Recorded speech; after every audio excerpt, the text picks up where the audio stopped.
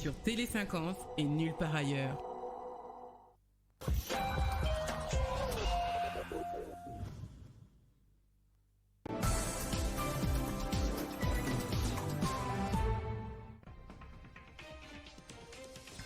Signature à Lusaka entre la RDC et la Zambie d'un accord pour l'exploitation commune des minerais stratégiques. La cérémonie s'est déroulée en présence du président congolais Félix Tshisekedi et celui de la Zambie Hakainde Hichilema. Journée nationale des enseignants ce 30 avril, le Premier ministre Samalou Kondé a rendu un vibrant hommage aux professionnels de la CRE. Et puis, suspension définitive de RFI et France 24 au Mali. L'ONU dénonce les actions qui limitent la liberté de la presse et la liberté d'expression.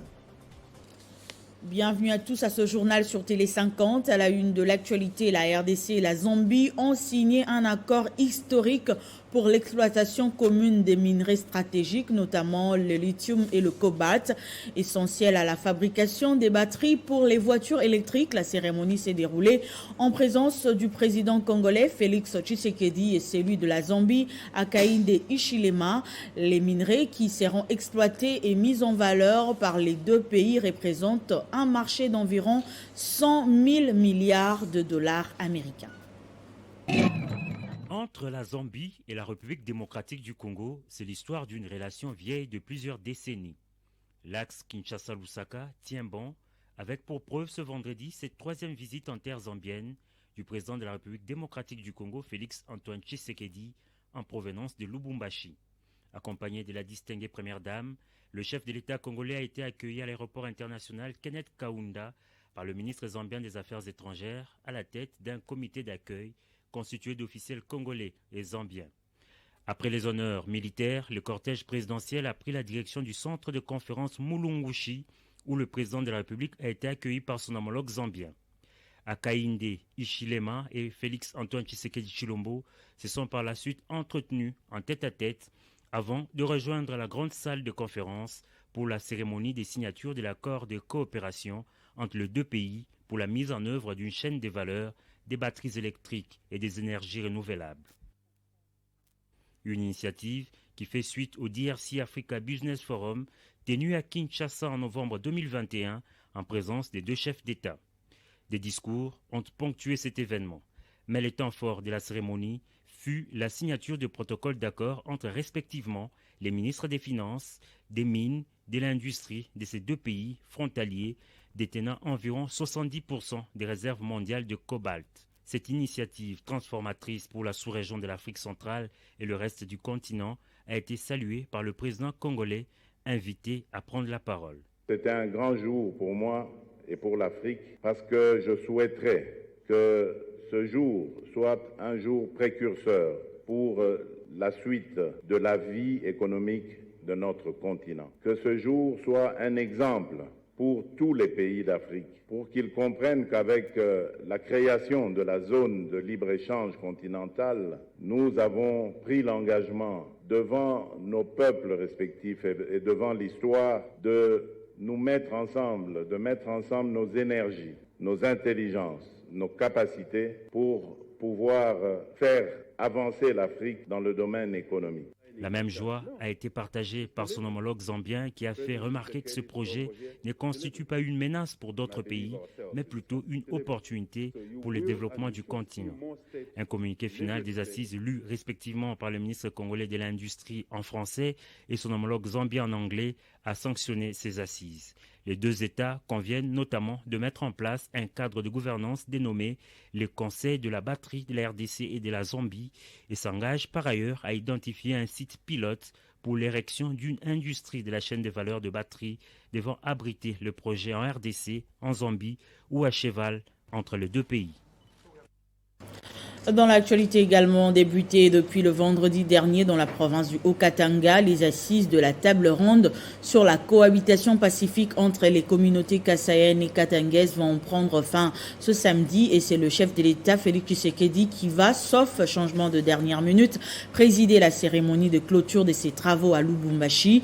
Durant près d'une semaine, les délégations kassayennes et katangaises ont réfléchi sur la nécessité de briser toute velléité séparatiste au profit du vivre ensemble congolais. Dans son message lancé à l'intention des chefs coutumiers katangais et kassaïens et aux notables de ces deux provinces, le chef de l'État a invité les uns et les autres au respect mutuel et à la cohésion nationale.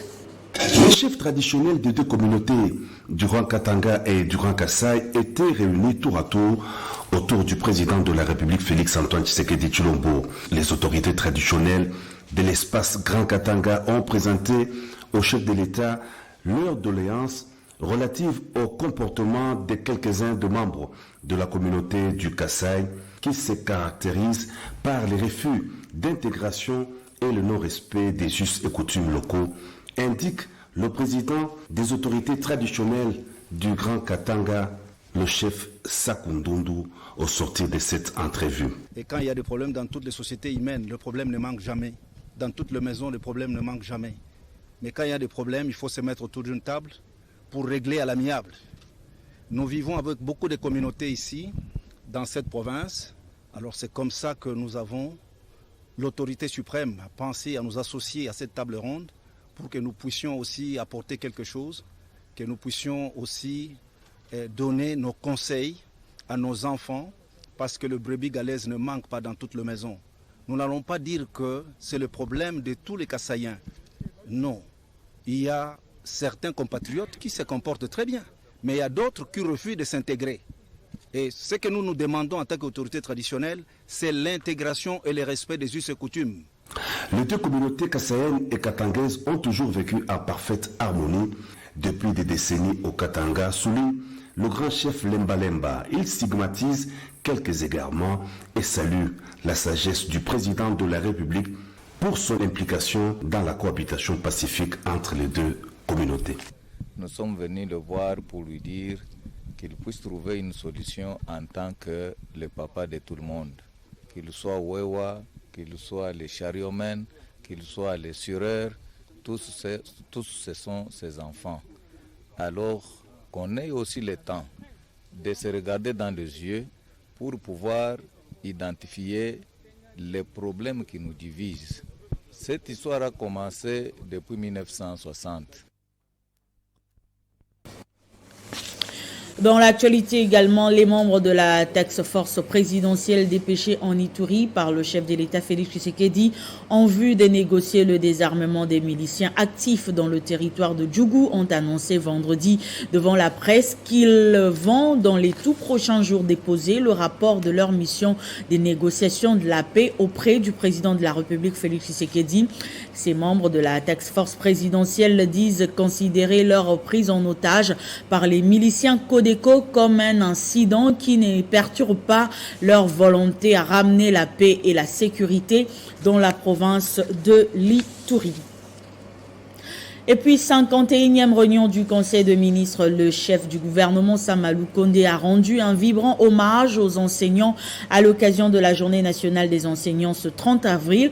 Et à Kinshasa, en marge justement de cette journée, le ministère de l'EPST a organisé au Stade des Martyrs un défilé sous le thème « La gratuité de l'enseignement primaire garantie à l'éducation pour tous ». Et pour la journée du 1er mai dédiée aux travailleurs, Jean-Michel Samalou Kondé a encouragé les employés et employeurs à se mobiliser pour garantir des emplois décents. Et puis le commissaire provincial de la police ville de Kinshasa et le directeur général de la CNRPA se sont rendus vendredi 29 avril à Limete-Funa pour un constat sur les embouteillages qui se créent dans cette partie de la capitale après l'installation de feux de signalisation. Regardez.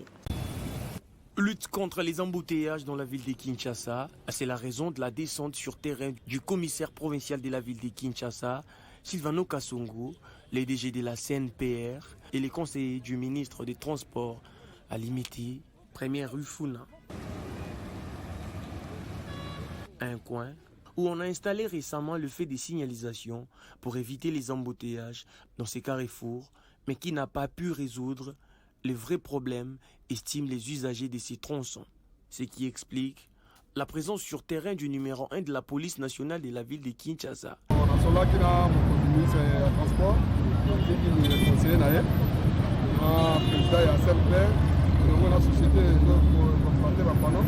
doit harmoniser la police de façon que les gens qui reviennent au bureau,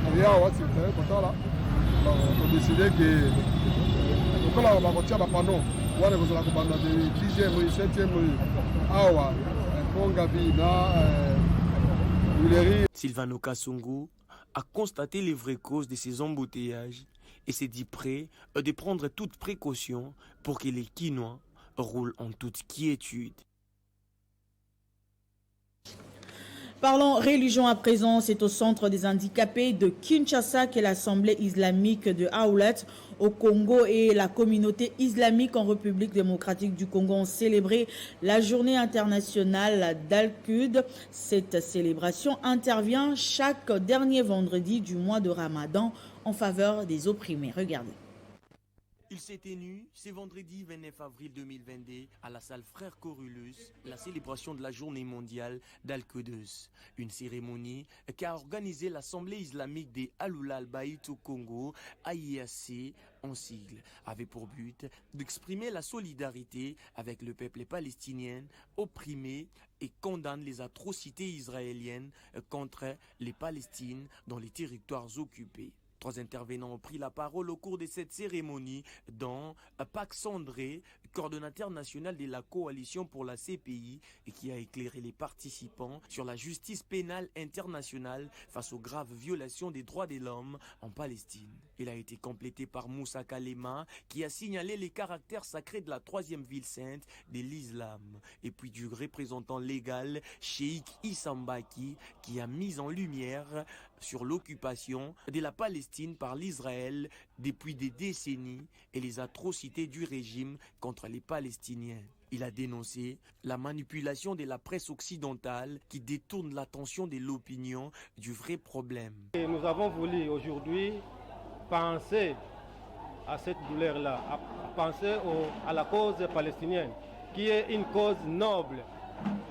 Actuellement, c'est la cause la plus importante, puisque nous ne pouvons jamais laisser les Palestiniens souffrir, mourir et être dans les misères. C'est pour cela que nous avons pensé, nous avons voulu célébrer cette journée internationale sur le couple. Issa Mbaki a souligné également que la journée mondiale d'Al-Quds ne concerne pas seulement les Palestiniens, mais également et surtout tous les opprimés du monde. Et ainsi, il a précisé dans son allocution que la RDC subit l'oppression et atrocité à l'Est suite aux richesses de son sol et sous-sol. Mais pourquoi la cause congolaise n'est pas reconnue comme génocide malgré ses plus de 5 millions de victimes? Et en dehors de nos frontières, l'Organisation des Nations Unies se dit profondément consternée par la suspension définitive de RFI et France 24 par l'autorité de transition au Mali. L'ONU demande à la junte d'annuler cette interdiction qui limite la liberté de la presse et la liberté d'expression. Ce journal est terminé, place au rappel des titres.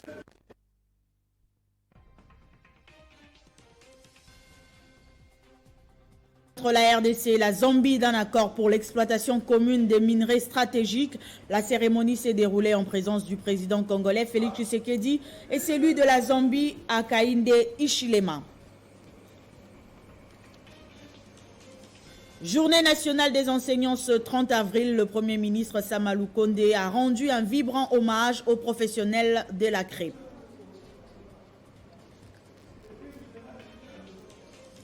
Suspension définitive des RFI et France 24 au Mali. L'ONU dénonce les actions qui limitent la liberté de la presse et la liberté d'expression. Merci de rester fidèle au programme de Télé 50. L'info est en continu sur la bande défilante et sur Radio 50.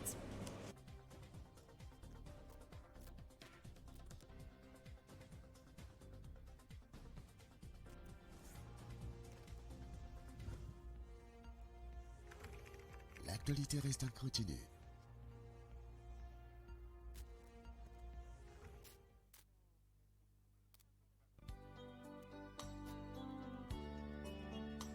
Communiqué nécrologique. La famille Matala Benjamin Nyanga a le regret de vous annoncer le décès de leur fils, frère, père et grand-père Kihuya Lufuatula Nicolas Meillard, mort survenu au Bénin. Le rapatriement de la dépouille mortelle est prévu pour ce samedi 30 avril 2022 à 11h40 à l'aéroport international de Ndjili. Et la dépouille mortelle sera déposée à la morgue du cinquantenaire. La veillée mortuaire sera observée à la salle FCM à Bandalungwa, au quartier Chibangu, référence Kinmarché. Dimanche 1er mai, la levée du corps vers 10h pour l'inhumation dans la concession Balambala au centre de message du Graal qui interviendra à 12h précises. Bain de consolation à la salle FCM de Bandal Chibangu. Pour la famille, Placide Kayenga.